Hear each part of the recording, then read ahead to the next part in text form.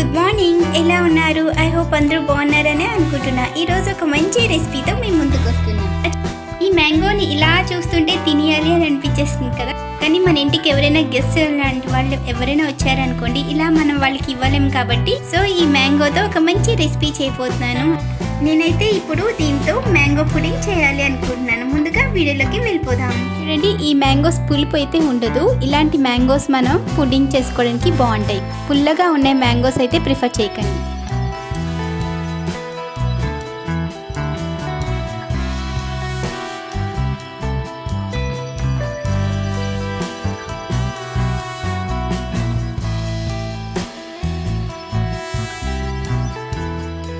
ఎంత కలర్ఫుల్గా కనిపిస్తుందో.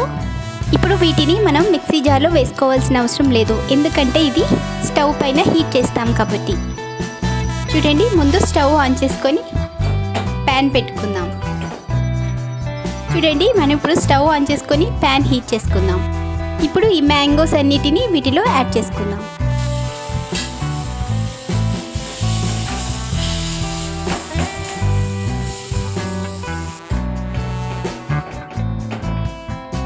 చూడండి, ఇప్పుడు మనం షుగర్ యాడ్ చేసుకుందాం. నేనైతే 2-3 స్పూన్స్ వేసుకుంటున్నాను, ఎందుకంటే ఈ మ్యాంగో అంత స్వీట్గా లేదు.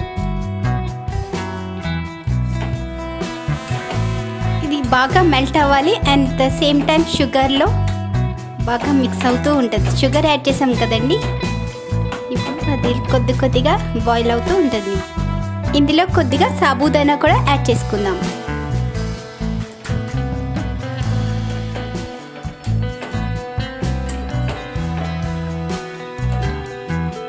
జస్ట్ 1 స్పూన్ మాత్రమే సాబుదానా తీసుకున్నాను, జెల్లీ టెక్స్చర్ వస్తుంది కదా అందుకు. జనరలీ అందరూ కార్న్ ఫ్లోర్ యాడ్ చేసుకుంటారు, నా దగ్గర ఇంట్లో అవైలబుల్గా లేదు కాబట్టి ఇది సెకండ్ ఆప్షన్ అనమాట. సో ఇది సాబుదానా యాడ్ చేసుకుంటే జెల్లీ టెక్స్చర్ వస్తుంది. ఇలా ఒక 10-15 మినిట్స్ అయినా దగ్గర పడేంత వరకు మిక్స్ చేస్తూ ఉండాలి సిమ్లోని, ఓకేనా? హై ఫ్లేమ్ అయితే పెట్టకూడదు. ఈ లోపల మనం కస్టర్డ్ మిల్క్ డైల్యూట్ చేసి పెట్టుకుందాం, ఓకేనా? చూడండి, నేను 1 స్పూన్ కస్టర్డ్ పౌడర్ యాడ్ చేసుకుంటున్నాను. మీకు కావాలనుకుంటే ఇంకొంచెం ఎక్కువ వేసుకోవచ్చు. ఎక్కువ కస్టర్డ్ పౌడర్ వేసుకున్నాం అనుకోండి, మ్యాంగో ఫ్లేవర్ పోయి కస్టర్డ్ ఫ్లేవర్ వచ్చేస్తుంది. సో మ్యాంగో ఫ్లేవర్ కావాలి అనుకుంటే కస్టర్డ్ తక్కువ వేసుకోండి. ఇది ఎందుకు యాడ్ చేసుకోమంటున్నానంటే ఈ ఫ్లేవర్ మంచి టేస్ట్ వస్తుంది, at the same time jelly texture కూడా వస్తుంది అనమాట. ఆల్మోస్ట్ మనం సాబుదానా కూడా యాడ్ చేసాం కాబట్టి so damn sure jelly texture అయితే వస్తుంది.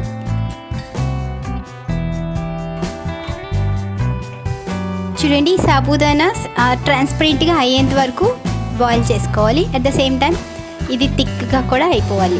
మ్యాంగో లిక్విడ్ కన్సిస్టెన్సీ వచ్చింది, ఇది ఇంకా థిక్నెస్ అవ్వాలి.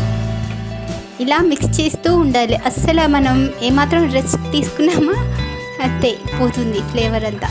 ఇది చల్లగా అయిన తర్వాత ట్రాన్స్పరెంట్గా అయిపోతుందండి.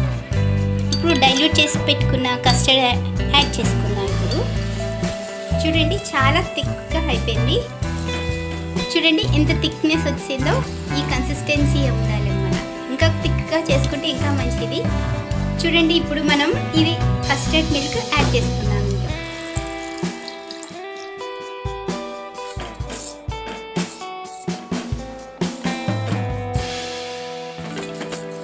చూడండి ఎంత థిక్గా అయిపోయిందో. ఇప్పుడు ఇది చల్లగా అయిన వరకు వెయిట్ చేద్దాం, ఓకేనా? చూడు, ఈ కన్సిస్టెన్సీ ఉండాలి. ఇప్పుడు మనం స్టవ్ ఆఫ్ చేసుకుందాం. చూడండి, థిక్ కన్సిస్టెన్సీ వచ్చింది కదా. ఇప్పుడు ఇది చల్లగా అయిన వరకు వెయిట్ చేద్దాం. వీటిలో ఒక పించ్ ఆఫ్ సాల్ట్ యాడ్ చేసుకుందాం.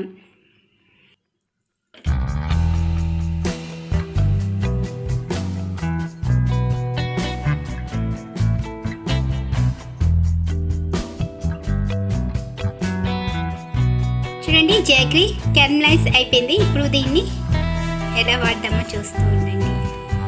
చూడండి, జాగరీ క్యారమలైజ్ అయిపోయింది. చూడండి, ఇప్పుడు చల్లగా అయిపోయింది. ఇప్పుడు ఇది బౌల్లోకి యాడ్ చేసుకుందాం.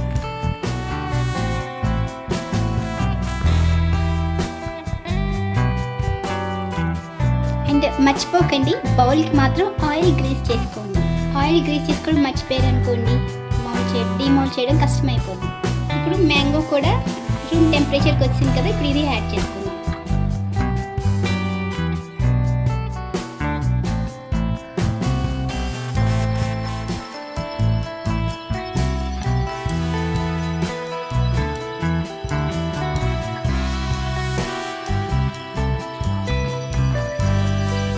చూడండి, వీటిని ఓవర్ నైట్ ఫ్రీజర్లో పెట్టుకుందాం. ఇప్పుడు